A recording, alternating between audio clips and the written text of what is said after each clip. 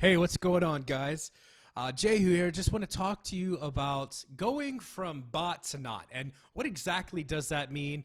It basically means how do you really improve in Fortnite? And I have actually taken so much time in this game to really focus on not being a really bad player. So just really quickly before we get into it, let me give you an overview of really how bad I really was. I started in Season 3. I played to the beginning of Season 6. Then I missed 6 months. I came back in Season X after Neo Tilted was gone, and I really was bad. I couldn't build. I couldn't edit. Everybody was absolutely good in this game. They went from everybody was just cracked in my opinion. I couldn't kill anybody. I just always got built over. I didn't understand mechanics, and I was really bad. So what I want to explain to you in this video is really how can you develop and really how can you get better. Now, I'm going to tell you I was really bad. And just real quick, just so you know, I would only get maybe a kill, sometimes 2 a game. It was really not good.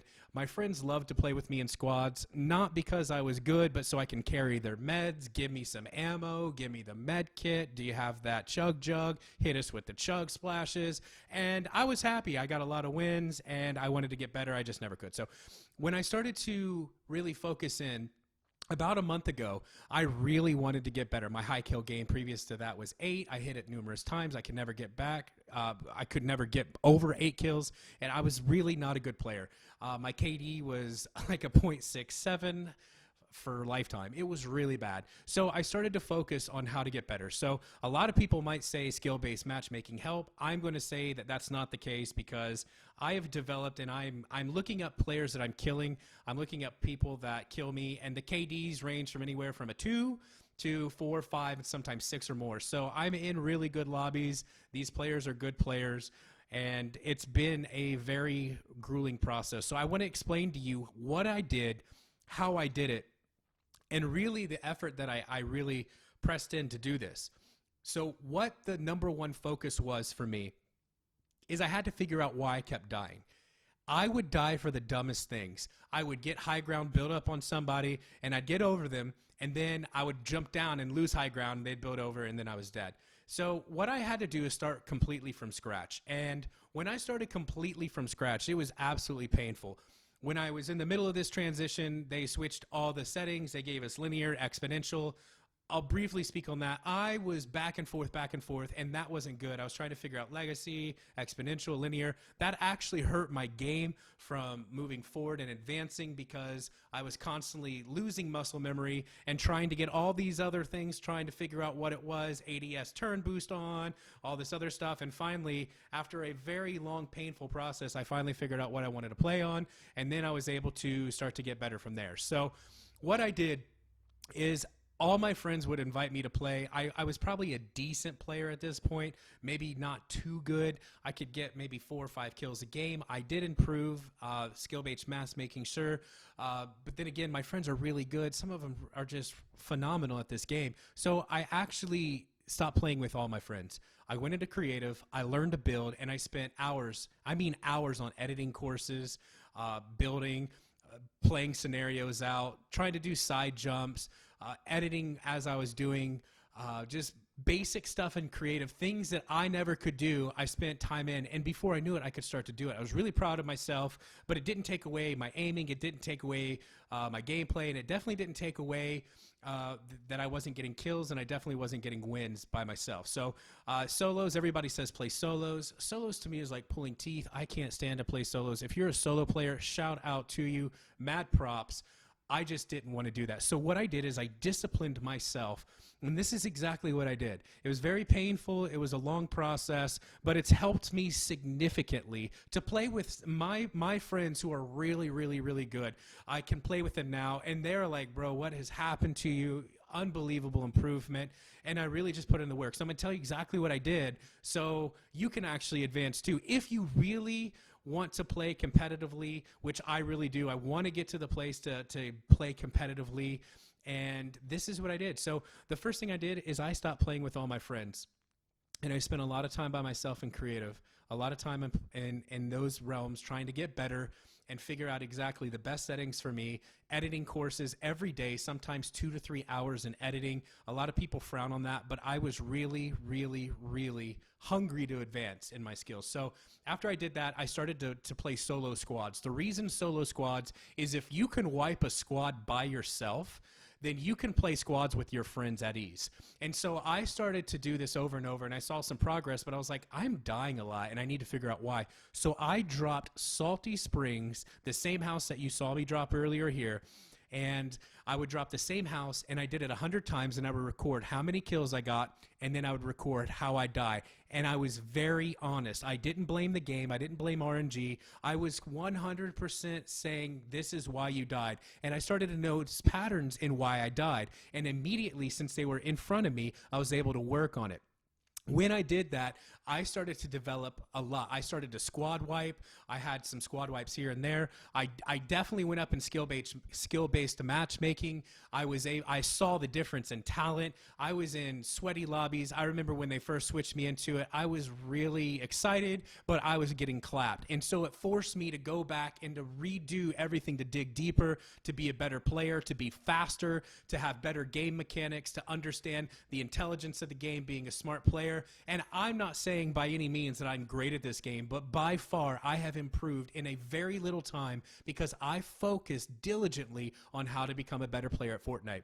So if you really want to get better, you need to figure out why you're dying. You need to figure out your strengths. You need to figure out what kind of player you are. And I started to notice with me, I actually, and a lot of people tell me this isn't just me saying this, a lot of people tell me that I'm very smart in this game. People that I really respect, they're like, dude, you've got a head knowledge, you know how to rotate, you know what to do, what to push, what not to push. And for that, I would say that that's a leadership skill.